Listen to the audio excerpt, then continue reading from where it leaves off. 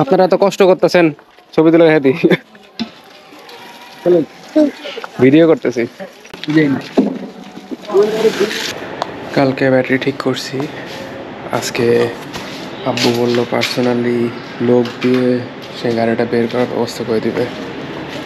এই যে রাস্তা, এটা আজকে লেবার দিয়ে সব ইটগুলো ফেলে তারপরে গাড়ি বের করার চেষ্টা করব।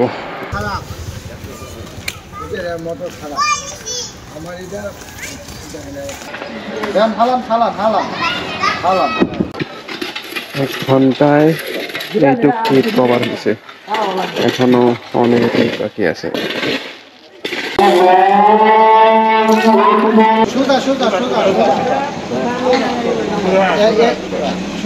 এখন বামে আস্তে আস্তে বামে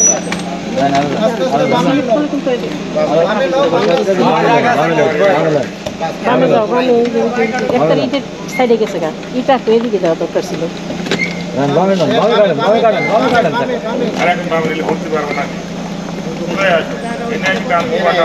এখানে একটা ইট এই যে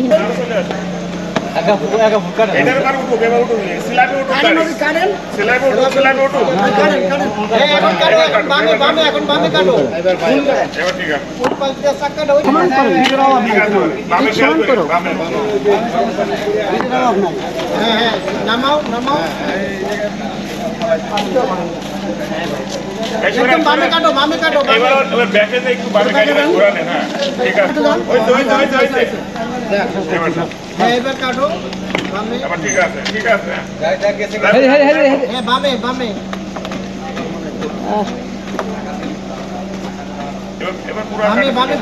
সামনের গুলা কিন্তু সরে যাইতেছে, একটু যে সামনের গুলা সরতেছে।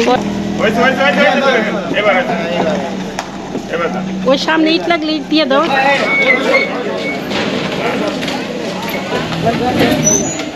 কয়টা ইট সরানো লাগবে না, এই জায়গা আর একটু সমান করা লাগবে।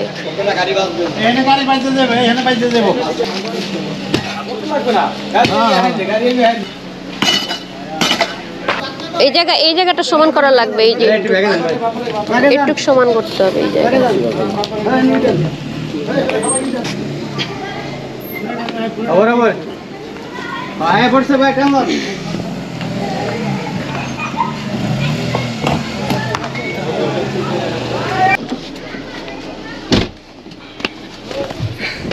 কি বলো, ফিলিং বলো তোমার গাড়ি উদ্ধার হওয়ার পরে।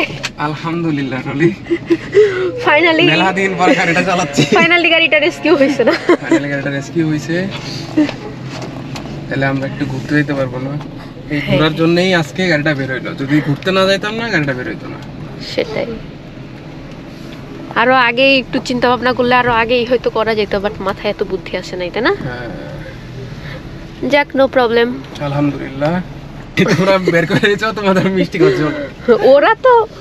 ওরা কি মিষ্টি খাবে? ওরা কাজ করছে, ওরা ওদের পেমেন্ট পাওয়ার জন্য পেমেন্ট দিয়ে দেওয়া হবে।